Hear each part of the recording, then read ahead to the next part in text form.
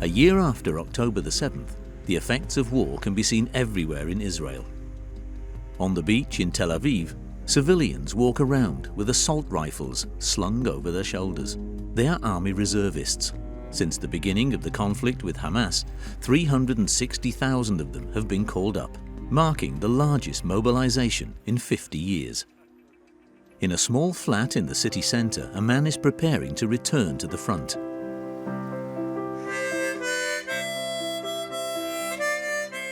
At 37, Yehuda is not a soldier by profession, but a community manager. Yet he's already spent 120 days in the Gaza Strip. Am I scared? Not scared.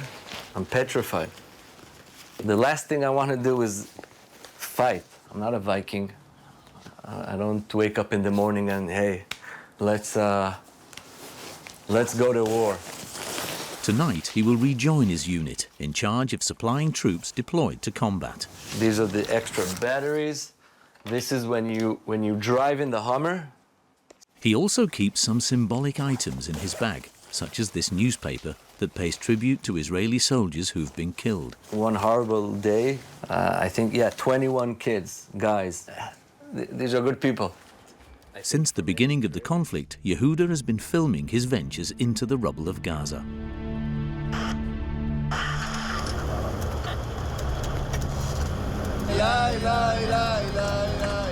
This video was taken at the end of October 2023, just 2 days after the start of the ground offensive. No matter what, and even though it's sad, we sing and we keep a smile on our face, and it's a bit crazy. A year later, and with the conflict reportedly having claimed more than 40,000 lives in Gaza, Yehuda remains convinced of the need for offensive action. Sometimes I hear the number is 30, 40, 20, 10. I feel bad when I hear the numbers. I really do. I don't celebrate when I hear other people suffer. War wouldn't even start, or it would end without this crazy situation with the hostages. Even if a soldier is willing to defend his army and his country at all costs, he can still call for the government's resignation. Since October the 7th, when he isn't on the front lines, Yehuda takes part in protests against Prime Minister Benjamin Netanyahu.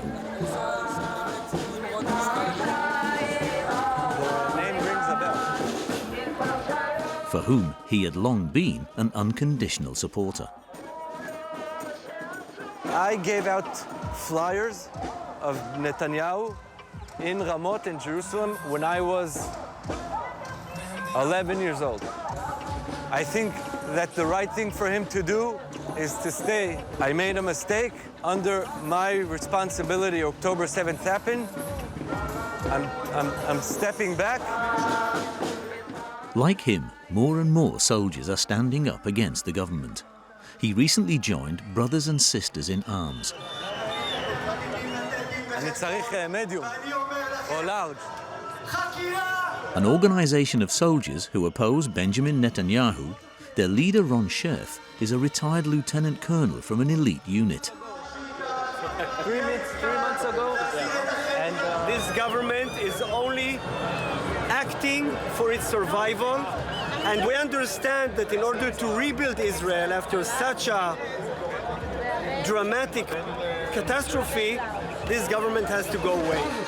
Like Yehuda and Ron, nearly 100,000 people gather every Saturday to express their anger and demand the resignation of Benjamin Netanyahu.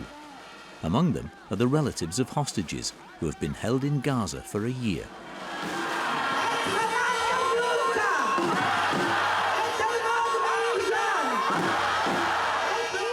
A diverse representation of Israeli society is present. These left-wing activists have been marching against the government for years. Sarah, 28 years old, is here tonight to make herself heard. She's going to try to block the motorway with the other protesters. They're pushed back by the police.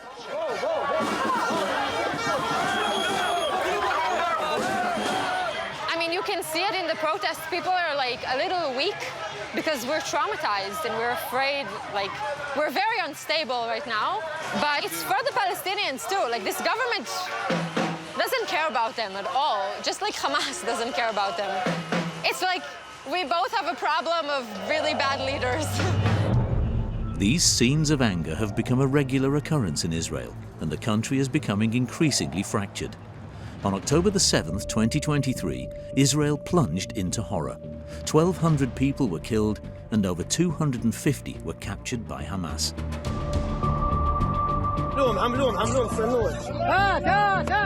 In retaliation, Prime Minister Benjamin Netanyahu launched an offensive attack in the Gaza Strip. But though Israel didn't start this war, Israel will finish it.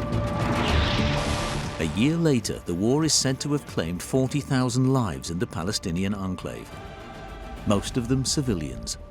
Since mid-September, Israel has also opened a second front in the north and is carrying out strikes in Lebanon against Hezbollah. In Israel, the population is traumatized, anxiously awaiting news on the fate of the hostages. This is the best time to release the hostages. Now. The terrorist attack has shaken one of the foundations of the country, guaranteeing the safety of the Jewish people.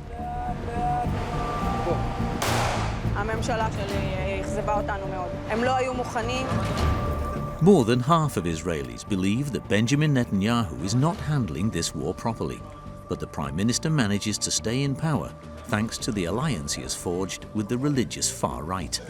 The goal of some of his ministers: to annex the Palestinian territories.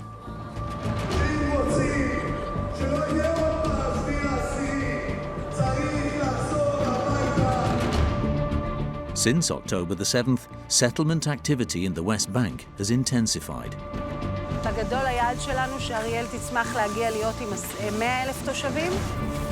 The most radical settlers are taking over Palestinian fields. In a rare decision, Amishav has agreed to show us his outpost, which is an illegal settlement.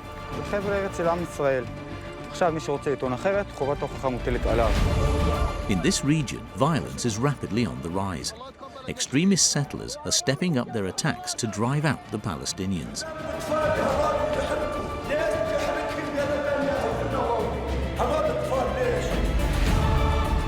But throughout the country, many are criticizing Benjamin Netanyahu's policies and proposing an alternative. This government is full with irresponsible figures. They are totally lunatic. A trip to Israel, a country united by mourning but fractured by war.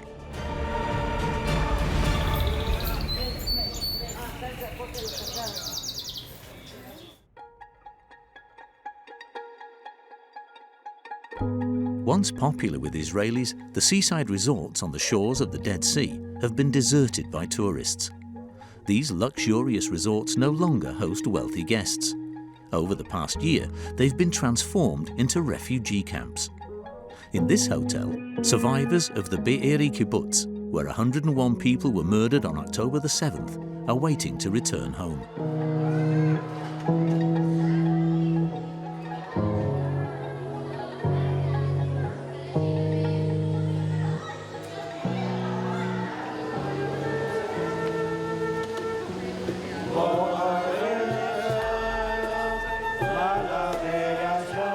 Every Friday night, they gather to celebrate Shabbat, the weekly day of rest. Bon, ça, c'est une façon de se retrouver. Et même les enfants. Donc, on essaye de faire des choses pour rester ensemble. Simone is Franco-Israeli. She moved to Beeri with her husband Moshe 22 years ago. Every refugee here has a loved one who was a victim of the attack.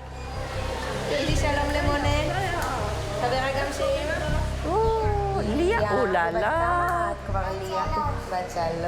שלוש? לילה טוב. נמשיך לראות אותה. תודה. ביי, תודה. Elle a perdu sa mère. Ils l'ont tué sa mère. For the past year, Simone and her husband Moshe have been living in this 20-square-meter room. Voilà. Ben Moshe nous a laissé la porte. Transformed into a little makeshift flat provided by the Israeli government. Ça, c'est un peu tout. C'est une cuisine, c'est une salle de bain, c'est un endroit où on met les médicaments. Il faut faire avec ce qu'on a, monsieur. The couple anxiously awaits the fate of the hostages and their eventual release. עברו 7 דירות שונות. בחצי שנה האחרונה שהו באותה הדירה, בלי לצאת, בלי לראות אור יום. Il a été libéré par les soldats israéliens il y a une semaine. Their life has been put on hold, something that Simone and Moshe hope will be temporary. Despite the trauma, the couple is starting to return home to work. 5 times a week, along with a dozen other displaced people, the couple make the 2-hour journey to Beeri, just 4 kilometers from the Gaza Strip. The army still carries out checks on those entering the village.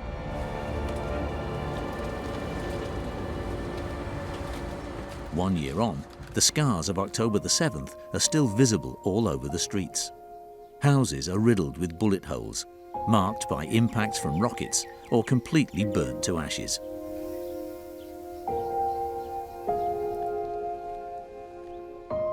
Out of the 350 houses in Beeri, 120 have been destroyed. This house belonged to a friend of Simone's who was murdered by Hamas. Il avait construit une autre maison en haut. Il était tellement fier de ce qu'il avait construit là-haut. Là, sa voisine, elle était là, mais ils l'ont tuée aussi. Mais on se connaissait tous. On each house, photos of the murdered owners. Est-ce que tu peux, toi, me donner une explication de tuer une famille entière quand on n'a rien contre cette famille? C'est pas qu'elle nous a fait quelque chose de mal ou quoi, rien. C'est tuer pour tuer. Most buildings have even become memorial sites. In the former dental clinic, everything has stayed the same since the attack. The walls bear witness to the heavy fighting that took place here. 5 people were killed by Hamas.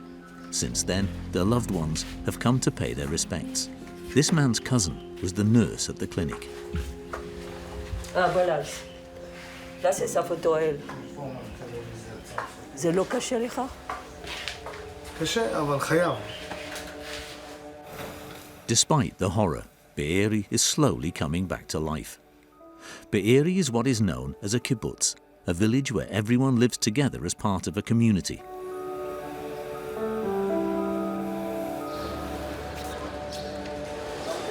In the dining room, Bonjour, Annette. members of the kibbutz are having their meals together once again. Ça va? Oui, et toi? And they've started working at the printing shop again, a shop which supports the entire village. On est là et on restera là. Ils ne pourront jamais nous chasser. Jamais. Et Moshe? These predominantly left-wing kibbutzim have always promoted peace with the Palestinians, yet peace has never seemed so far away. ה-7 לאוקטובר גרם לזה שהיום אני לא מאמין בזה, זה בולשיט. זה כמו שתשים שמן במים, הם לא יכולים להתמזג, נכון? A year after October the 7th, the entire country is consumed by war. Around the Gaza Strip, some people even watch from a nearby hilltop, and everyone remembers the hostages still being held in the enclave. 101 people are still in the hands of Hamas. In Lebanon, in northern Israel, a mother is desperately waiting for the return of her son, Alon.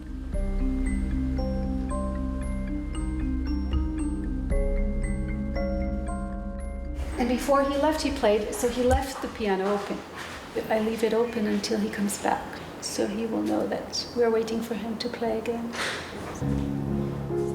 On October the 7th, Alon, the son of Edith and Corby, was celebrating at the Tribe of Nova Festival, a kilometre from Gaza, with 3,500 young people.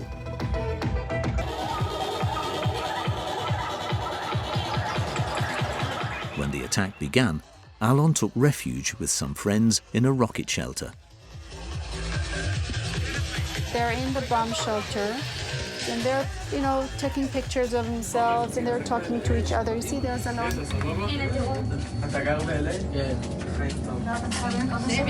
When they found out that the son had been caught in the center of the attack, they managed to reach him.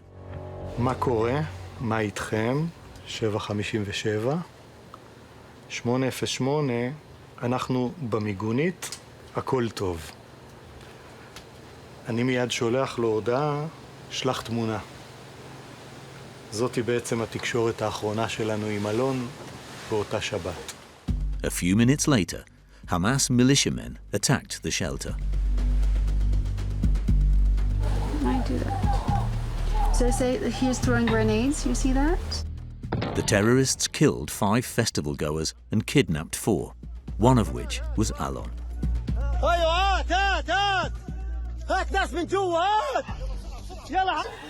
Okay, now this is Alon being taken. And look how they're taking him with his. See, they're putting him on the truck, and they're hitting him so he can go inside and go inside.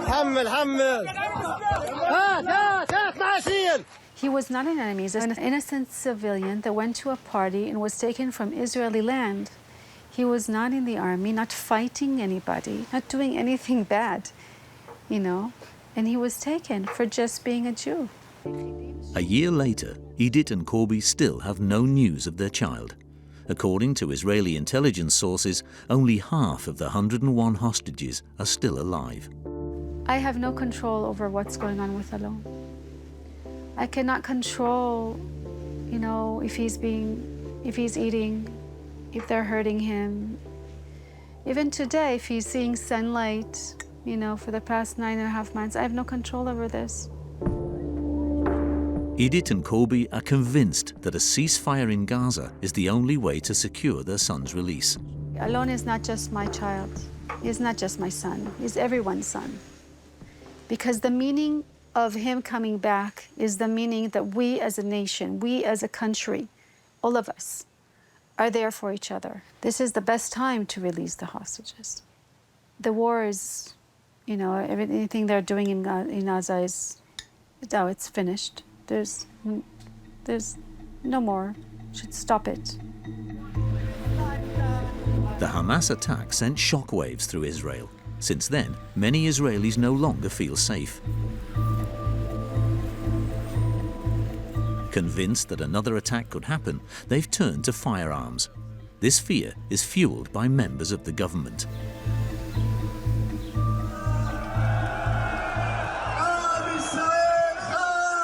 In particular, the inflammatory Minister of National Security, Itamar Ben-Gvir. Hailing from the religious far right, Itamar Ben-Gvir has made extreme rhetoric his trademark.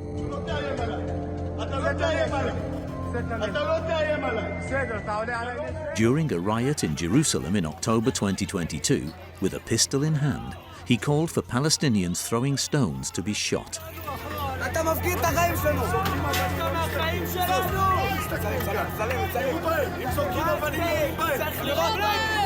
Benjamin Netanyahu appointed him minister 2 months later.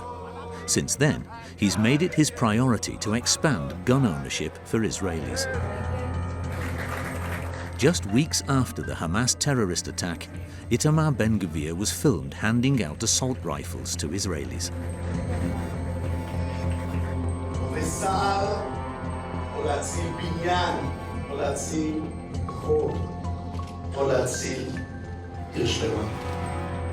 In November 2023, he significantly relaxed rules for obtaining a firearm, and in just 4 months, the minister proudly announced that 100,000 licenses had been issued. אנחנו גם רואים היום ברחובות ישראל שכשלאזרחים יש נשק, הם מרגישים בטוחים יותר, יכולים למנוע ולנטרל מחבלים חמושים.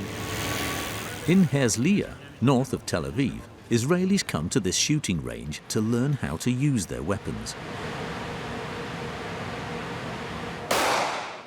לא לכוון לראש, לכוון ללב, הלב שלו יותר נמוך. כשמכוון, האקדח לא יורד למטה. כן, כן. בסדר? כל זה נשאר מקובע, וכל זה עם אותו יחס. Perry and her friend Odelia have benefited from the relaxation of these rules. They recently obtained the right to carry a weapon. נותן תחושה יותר טובה, תחושה של ביטחון. But this is only Perry's third time practicing shooting. אומר לה, She wanted to arm herself because 3 of her relatives were murdered on October the 7th. מאז ה-7/10, וזה קעקוע שבעצם כתוב עליו אוקטובר 23, וזה בעצם חרבות ברזל מבחינתי, ואלו הפרחים שנקטפו, זאת אומרת, כל האנשים שנהרגו בסביבה שלי והחברים שאני מכירה. Perry lives just 2 kilometers from the Gaza Strip, in Karmia, an area the government considers dangerous.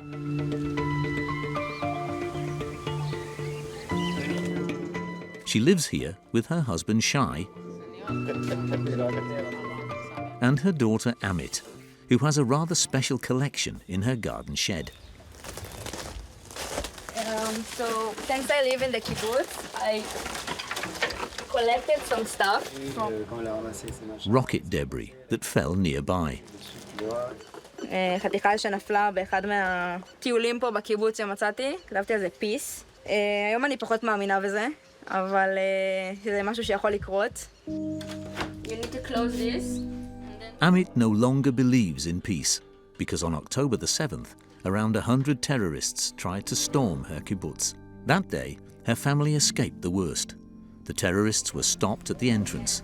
Since then, Perry and Shai sleep with their weapons at the ready. The gun is out there. No, this is already... Over there. כי מאז שיש לי את האקדח ומאז ה7/10 אני מרגישה יותר בטוחה שהאקדח נמצא ליד הראש, כי אם יהיה משהו באמצע הלילה אני פשוט יקום וישים אותו עליי, כי כבר היו מחבלים אצל אנשים בבתים. אין לי מושג מתי הם יבואו אליי ואם בכלל. אז אני מעדיפה שזה יהיה ליד הראש שלי.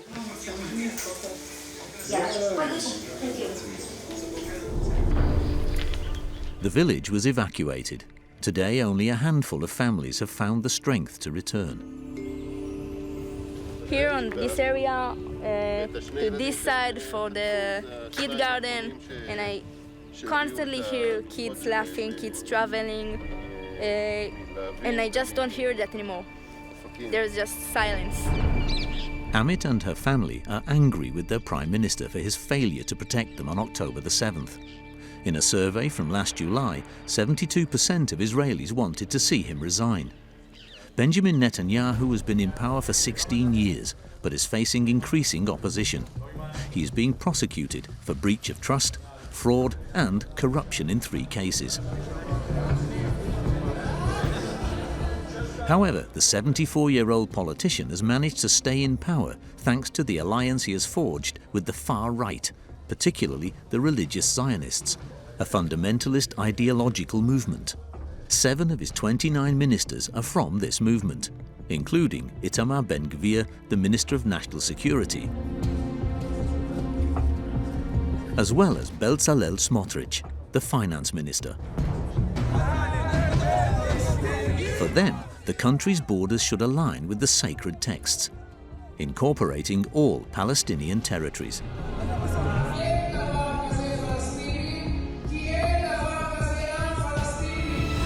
In January 2024, Bezalel Smotrich took part in a rally for the recolonization of Gaza. Since October the 7th, the finance minister has been stepping up his settlement policy in the other major Palestinian territory, the West Bank.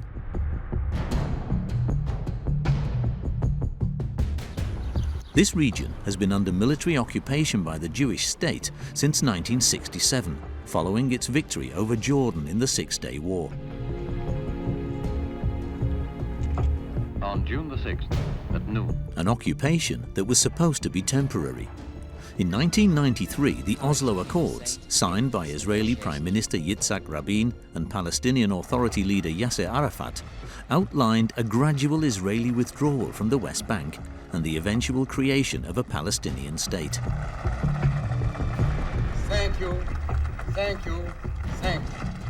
In the meantime, they've divided the West Bank into several areas. Area A, around the major Arab cities, is under the exclusive control of the Palestinian Authority. Area B is under Palestinian administrative control but secured by Israel. Area C, which represents 60% of the territory, is occupied by the Jewish state. Yet 30 years on, Israel has not withdrawn.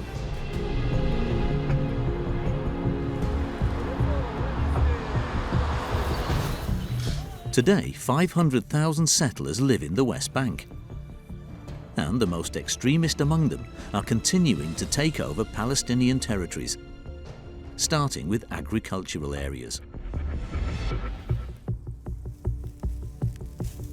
At the age of 32, Amishav considers himself a pioneer. At the end of July, he came to harvest the wheat he sowed a year ago with his wife and 5 children. יוסף חיים, פה תראה, בוא. כאן תראה, יש פה חיטה יפה. דרור, בוא תראה פה גם ליד יוסף חיים, אתה יכול פה. But there's no combine harvester or tractor here. Everything is done using traditional methods, just using sickles. תסתכל, הנה, בוא תראה פה. תראה פה. בוא תראה. אתה רואה פה? תפוס את זה ככה עם היד. Except that this field does not belong to Amishav. He believes his claim to the land comes not from the law, but from sacred texts. זה חבל הארץ של עם ישראל, וזה הבסיס לכל השאלה כל שאלת הקרקעות, הבעלויות על הקרקעות, מתחילה מהנחת יסוד שהקרקעות פה של עם ישראל. עכשיו, מי שרוצה לטעון אחרת, חובת ההוכחה מוטלת עליו. Amishav inherited this ideology from his father and grandfather, settlers before him.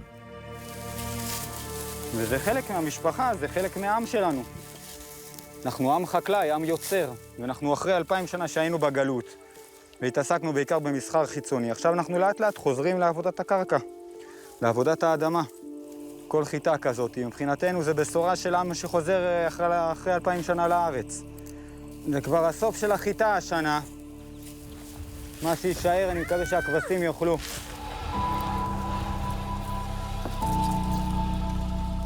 Amishav lives in the heart of the West Bank, right in the middle of Palestinian territory. In this area, settlers have gradually taken control of the land and the roads. Some of these are now off-limits to Palestinians.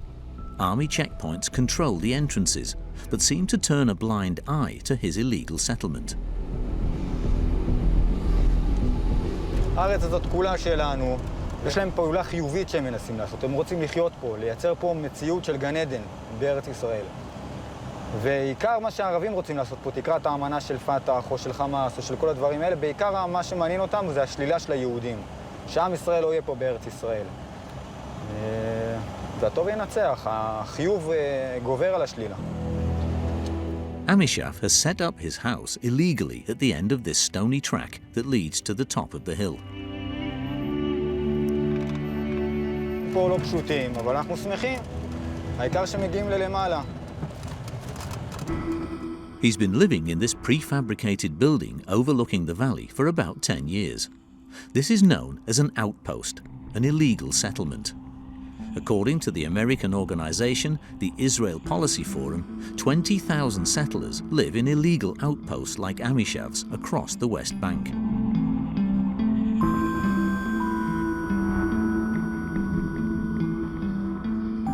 באים לפה, מקים התיישבות, בונים, נוטים, עובדים. זהו, שמחים בזה. זה החירות שלנו, זה החופש שלנו. Amishav puts his religion above all else. So in his outpost, he has set up his synagogue right across from the Palestinian villages as a form of provocation.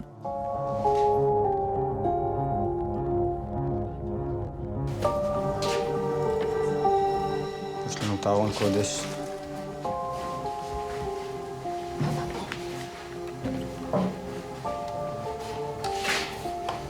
פה זה הבשורה של הצדק בעולם, של החופש האמיתי בעולם.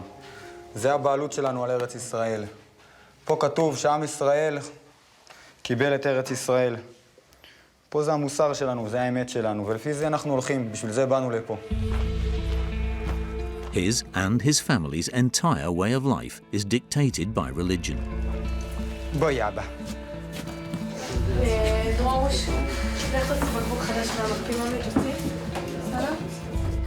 In their makeshift home, there are religious books and flags that, according to him, represent the true borders of Israel.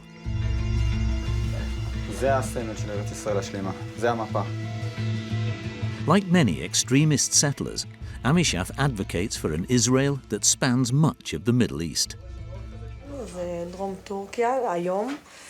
פה זה המפרץ הפרסי, עוברים פה את סוריה, עיראק, ירדן כמובן פה, לבנון, סיני.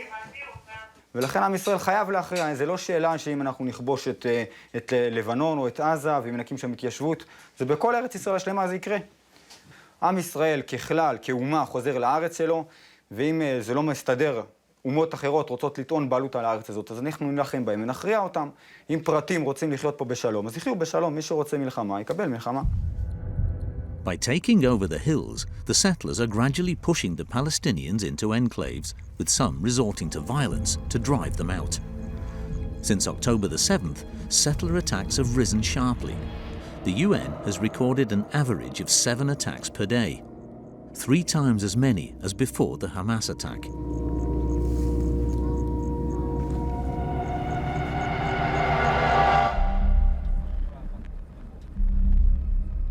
The shepherd village of Al-Mughayir lies right in the middle of the West Bank, in an area under Palestinian Authority control. But Israeli settlements have sprung up all around it.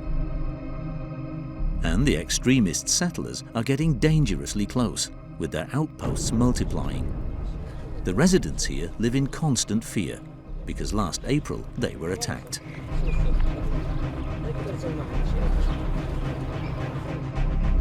That day, hundreds of settlers came down from their hill after the death of a 14-year-old shepherd boy killed a few days earlier by Palestinians from another village.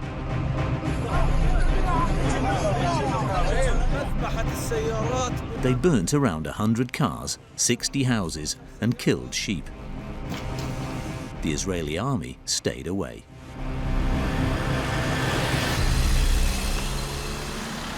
Two weeks later, the village roadsides are still littered with burnt vehicles, and all the residents are traumatized.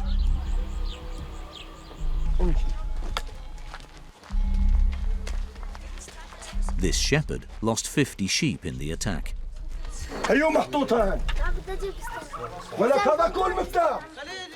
جوا تعال كرب فهم هانا في غنم ضلينا 4-5 بعد اللي قتلوهن هم طلب منا خوف من اليهود إن نسجل عليهم تكفون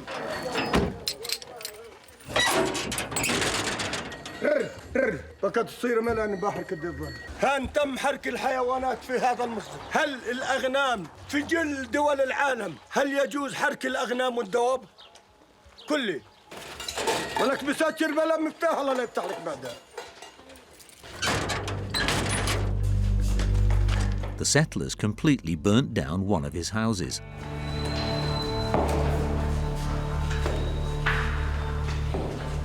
تعالوا جاي تعالوا جاي تعالوا جاي كرجال تعال شو ذنب اطفالي هذول يحركوا ليش يحركهم يا نتنياهو هذول الاطفال ليش شو سووا زموا محمر الرشاشات زموا شيء استحلوا مستعمرة خطفوا طيارة خطفوا باص.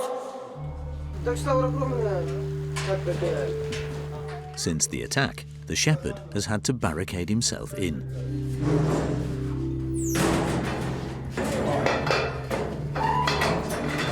خلاص يسوي رسالتي للحكومة الفرنسية كلهم بسكر حالي شوف جبهة تحمي حالي وأطفالي من القطعان المستوطنين. But during their raid, the settlers not only attacked the houses, they also killed a young man, Jihad. In front of his home, large posters have been hung to pay tribute to him. And in his flat, هذا غرفة جهاد مثل ما هي من ما حدا طب فيها. خلي الواحد يظل ذكرياته هالساعة تتذكره.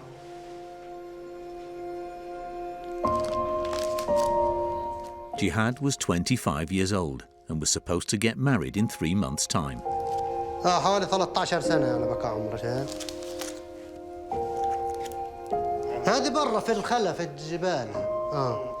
المهم مثل هالأطفال إنه يعيشوا بأمان وسلام من دون مشاكل. يتجوز يبني بيته ويعيش مثل هاللي بيعيشوا في أمان من دون مشاكل ولا شيء. On the day of the attack, Jihad and his friends attempted to stave off the attackers. As they threw stones at the settlers, he was shot in the head.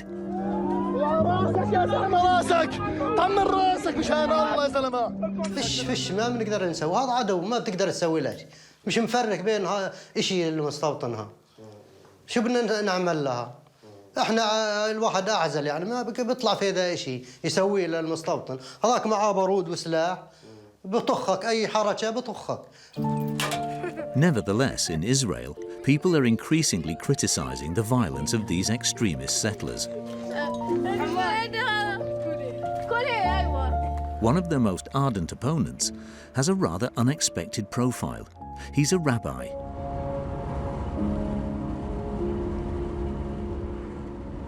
Rick Asherman is 65 years old. Born in the United States, he's been fighting against settler violence in the West Bank for 20 years.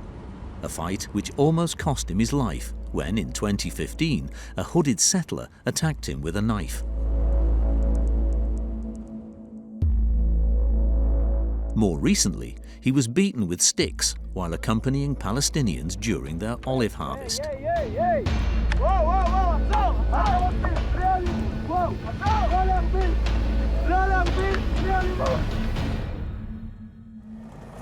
I'm particularly known and hated by the settlers. This morning, Arik was called to the village of Hamas, 20 kilometers from Jerusalem. An area under the control of the Palestinian Authority, a sign advises Israelis against going there.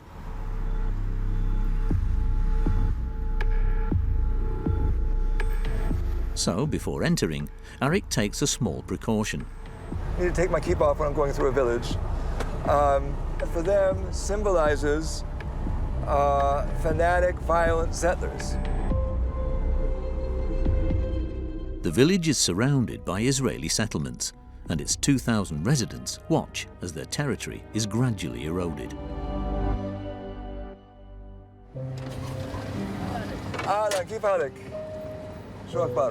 At 36, Mustafa has always lived here.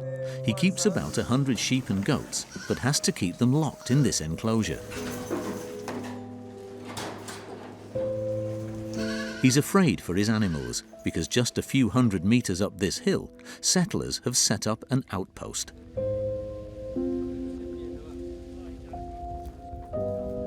Mustafa recently had 20 sheep stolen. هون كانوا الغنم، من هون دخلوا المستوطنين أخذوهم. دخلوا المستوطنين، اجوا على الشارع، إيش حملوه في السيارات وإيش أخذوه مع الغنم. أهلاً، كيف حالكم؟ For Arik, the Israeli rabbi, the government is fueling the settlers' sense of impunity. The determination of this current government with Bezalel Smotrich and Ben Gvir from doing everything they can to move ahead at, now at lightning speed, the dispossession and expulsion of Palestinians and the expansion of settler spheres of control. The expansion of the spheres of control has just been, out of control now. The intimidation is constant. Barely 10 minutes after we started our interview, Villages, I think, but never had a government. Fishy? a car with settlers inside approaches the houses.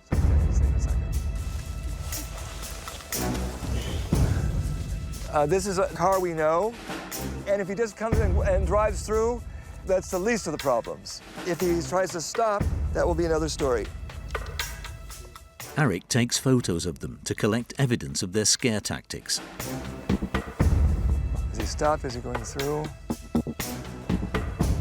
This time, the settlers did not stop. However, on the 30th of March, one of their raids turned into a bloodbath. That day, around 30 extremists entered the village. Several were armed with assault rifles and some were hooded.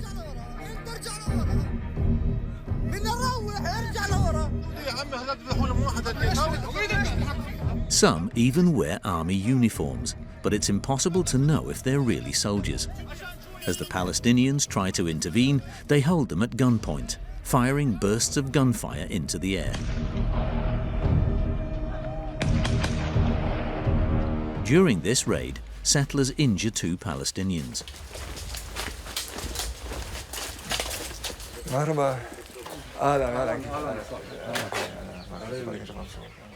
5 months later, Samhan Abu Ali is struggling to recover from his injuries. عملت هنا كسروا لي ايدي هون. عملت عملية بلاتين. في بلاتين في ايدك؟ بلاتين هذا الايد نفس الشيء خلعت. هاي شو؟ رجعوها بعدين طلع مقطوع فيها 4 أوتار. 10 غرز. شركوا ضربوني ماسورة حديد.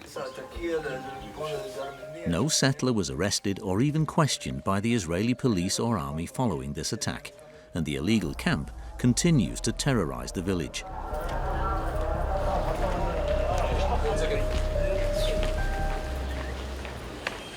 Instead of staunchly condemning the attacks, at the instigation of its radical ministers, the Israeli government has legalized some of the outposts established by these settlers. In 2024, according to the NGO Peace Now, 63 of these outposts have been recognized by the government. In June 2024, Bezalel Smotrich, the finance minister, seized more than 1,200 hectares of Palestinian land, mainly in the Jordan Valley.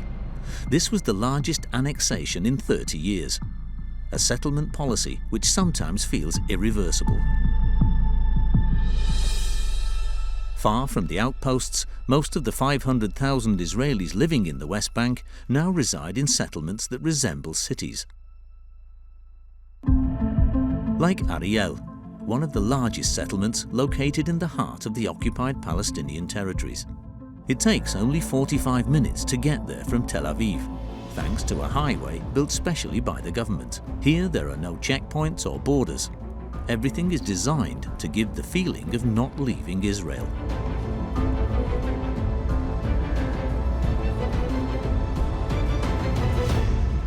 When Ariel was founded in 1978, it only had around 40 settlers. But it has since continued to expand, despite being completely illegal under international law. Today, it resembles an affluent suburb with its residential neighborhoods and its public swimming pool. It's home to 20,500 people from all over the world. Nadia is originally from Ukraine. She moved here 7 years ago with her son Tim. In Israel, we have a lot of jokes about, the Christmas tree and the Russian-speaking Jewish community, because it's not something what common to celebrate in Israel. So we still have such pictures from the countries of former Soviet Union. But Nadia doesn't see herself as a settler. She feels as though she lives in a city like any other. You feel that you live in a city. You do live in a city. You have different, you have actually everything what is necessary for your life. Nadia didn't move to Ariel for political or religious reasons. Like her, 85% of the settlement's residents are secular. We are not religious, but we do celebrate holidays, and for us it's a very important part of our life. Pesach, New Year celebration, Rosh Hashanah, are very important holidays, and we have family around the table, so for us it's very important also to transfer this knowledge to my son and to build his identity.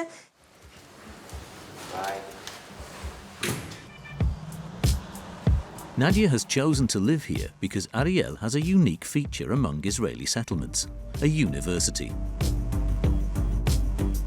First opened in 2012, its campus has welcomed 16,000 students. Students almost like any others, with the addition of an assault rifle. We used to see such kind of stuff, among students. In the library, you meet students from all backgrounds, religious and non-religious. Nadia has just obtained her doctorate in Jewish studies and is starting to teach. Yes, this is my favorite one, and it's Soviet Jewish Aliyah, because it's my research field, so... However, the education provided at Ariel is not recognized everywhere. Due to its location in the West Bank, many countries refuse to partner with the university. Hannah oversees international relations. For example, we are not able to apply for various European grants. That's an issue. We're not part of the Erasmus program. And even though the university prides itself on welcoming students from all over the world, one population is not represented here, the Palestinians from the West Bank. We have 10% of students from the large Arab community in Israel. They're Israeli citizens. Unfortunately, we don't have Palestinian students, but again, that's because they don't apply. We actually had one student who applied. I don't know what happened to if it was admitted based on his academic status. Despite this, the government wants to make Ariel the showcase for its settlement policy. In 2017, during the inauguration of the university's medical school, Benjamin Netanyahu strongly emphasized this point.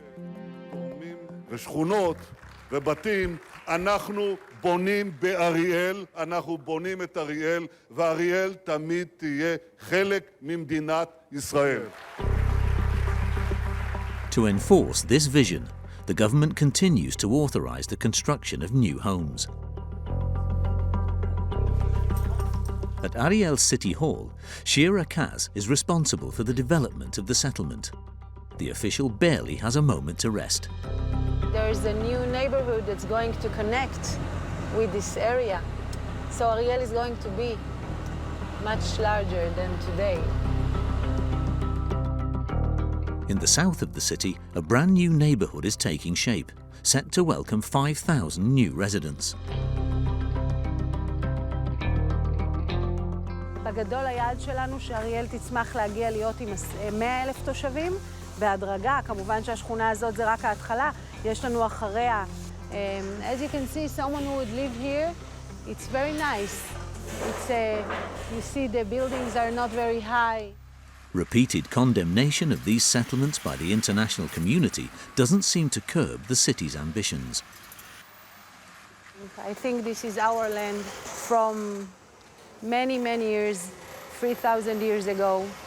And if someone wants, I would suggest that he would study about the history a bit. There wasn't such a thing as the Palestinians people 3,000 years ago. This is an Israeli state, this is a Jewish land, so yes, there is no other way. To attract new residents, Shira Kaz aims to make Ariel more appealing. Just outside the settlement, a massive industrial area is under construction. Alan, my name. Roy is the director of this site, which is expected to house around 10 factories within a year. פה מפעל דלתות, שזה גם סוג של עץ וכדומה, מפעל זכוכיות, ובגדול אחרי 350 דונם, אנחנו כבר אומרים להיות אולי האזור התעשייה הכי גדול ביהודה ושומרון.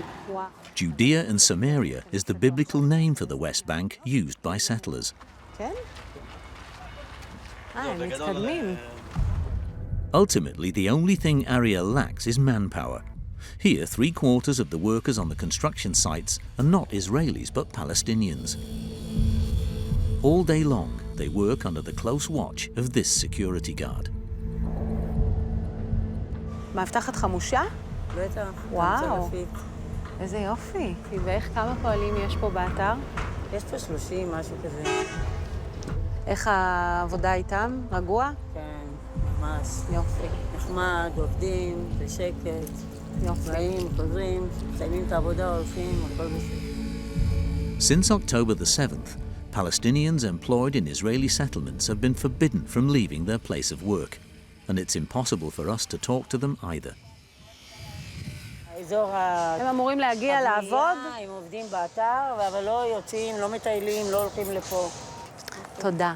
תשמרי על עצמך. מים, צל, זה חשוב. But in Israel, people are speaking out against this brazen settlement policy.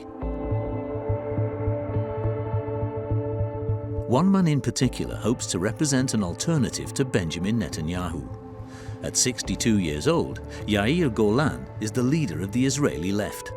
However, he's no ordinary politician. He's a retired army general. On October the 7th, Yair Golan became a national hero. On that day, as soon as the first rocket alert sounded, he decided to head to the site of the attack. So I took a rifle and other combatant gear and I went straight away to the south. Ready. Once he arrived, Yair received a call from his sister. She informed him that a group of young people were fleeing the music festival. Yair then went straight to their aid. So I asked her, all right, send me a location. I know the terrain very well. I thought it could be much safer to drive my car into the fields and not on the main roads. And that's what I did. And I have managed to find them and to take them out of the combatant zone. And then I got another phone call and another phone call. In total, he made 3 trips back and forth, getting closer and closer to the fighting, and saved 6 festival goers. A year later, the locations where the attack took place have become memorial sites. A few hundred meters from the festival, the victims' cars have been piled up. They're riddled with bullets or completely burnt. When you stand here and you see, what is happening around you, you can feel or you can understand the magnitude of the disaster. All day long, buses drop off hundreds of visitors who come to pay their respects. And since his heroic act, the retired general has not gone unnoticed. These young Israelis are members of a unit that Yair led for 3 years. את בסדר? יש לי הזכות והכבוד להגיד כמה מילים על יאיר. אחד הדברים שמאפיינים אותו, קודם כל, גיבור ישראל, אמיץ. Where are you from? Texas. Texas? The general quickly transforms into a politician and openly criticizes Benjamin Netanyahu's government and his extremist allies. אף אומה בהיסטוריה לא נבנתה על הבסיס של שחיתות עמוקה, של לאומנות קיצונית ושל הסתגרות סקטוריאלית שמתעלמת מכל השאר. אנחנו יכולים, כמו בכל טראומה, לשקוע ולהשמיד את עצמנו, ואנחנו יכולים לצאת מזה אומה מחוזקת, אומה טובה יותר, אומה שמצליחה לחיות בינה לבין עצמה באופן הרמוני יותר, וזה לגמרי אפשרי. For the left-winger, Benjamin Netanyahu has trapped the country into a dead-end war and failed to lay the foundations necessary for future peace with the Palestinians. Netanyahu, because of his political consideration, doesn't want to release the hostages because he knows that the more extreme elements in his governments don't want it. Because they want to rule the Gaza Strip, they want to occupy the Gaza Strip. The only thing that we can do as an alternative to Hamas is to bring in the Sunni moderate states, the Palestinian Authority, maybe other elements, international elements, in order to stabilizing the Gaza Strip and at the same time in order to establish true alternative to Hamas. Even though anger is brewing in the country against Benjamin Netanyahu, recent Israeli military successes against Hezbollah in Lebanon, particularly the execution of its leader Hassan Nasrallah, have given the Prime Minister a boost in popularity. According to a recent poll, if legislative elections were held today, his party would win.